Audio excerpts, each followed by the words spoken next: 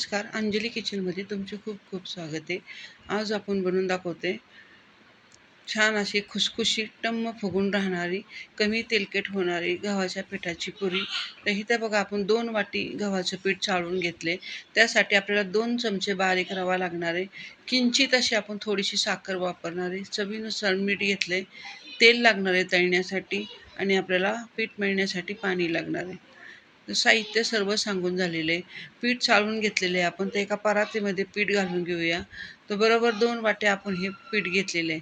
त्यामध्ये बरोबर 2 वाट्या मोजून आपण इथं बारीक रवा घालायचा आहे. किंचित अशी हातावर थोडी साखर घेतली बघा. तेवढीच साखर आपण ह्यात घालणार आहे. त्यानंतर चवीनुसार थोडंसं आपण इथं मीठ घालूया.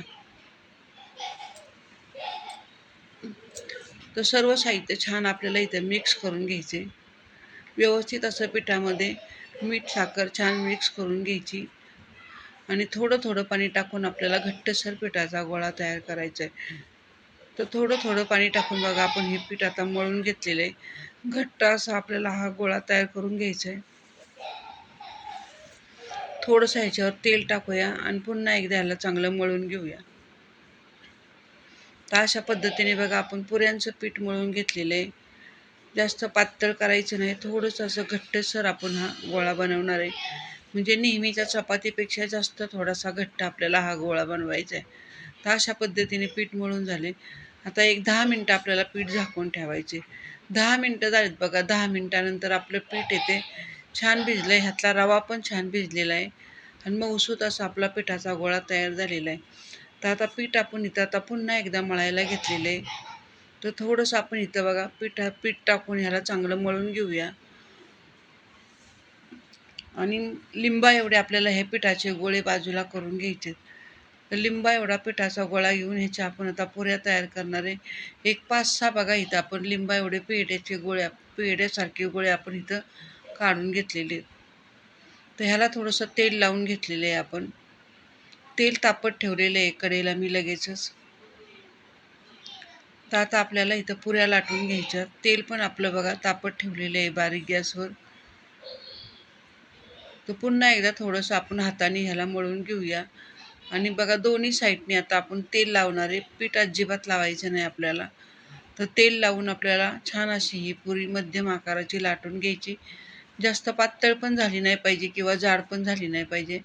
मधल्यापेक्षा कडेने पुरी बघा आपण थोडीशी चांगली लाटून घ्यायची आणि छान अशी मस्त ही जाडसर आपल्याला पुरी लाटून म्हणजे एकदमही जाड लाटायची नाही आणि एकदम पातळ पण लाटायची नाही. अशा पद्धतीने मी इथं 2-3 पुऱ्या आता लाटून घेते.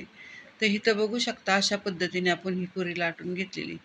तर दुसरी पण पुरी आपण ह्याच पद्धतीने आता छान लाटून घेऊया.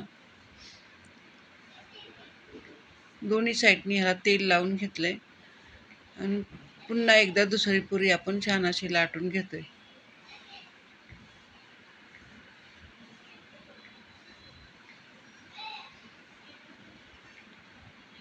तर इथं बघू शकता दुसरी पुरी आपली छान लाटून झालेली आहे.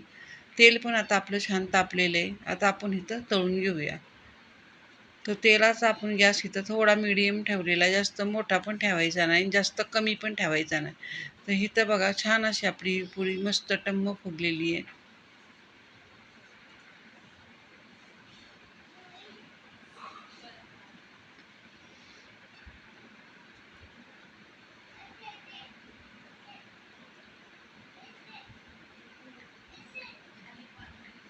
तर अशा पद्धतीने आता आपण या पुऱ्या आता तळून घेणार आहे.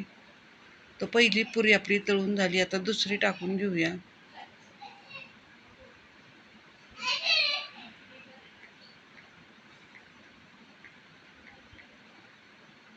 तर अशा पद्धतीने दुसरी पण पुरी बघा आपली सहज अशी छान फुगलेली आहे.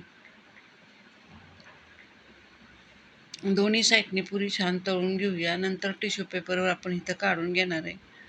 म्हणजे ह्याचं जे जास्तीचं तेल आहे ते पण निघून जाईल. खरं तर ह्या पुऱ्या खूप तेलकट नाही होत, कमी तेलकट होतात. तर अशा पद्धतीने बघा छान अशा टम्म फुगलेल्या झटपट अशा पुऱ्या आपण आज बनवतोय.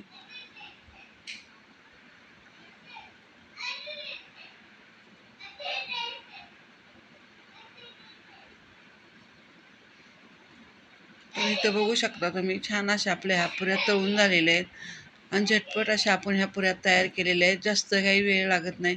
अगदी 5-6 मिनटं जरी पीठ भिजवलं तरी अशा पद्धतीने जर तुम्ही पीठ मळून घेतलं तर अशा टम्म फुगणाऱ्या पुऱ्या, कमी तेलकट पुऱ्या बघा इथं होतात.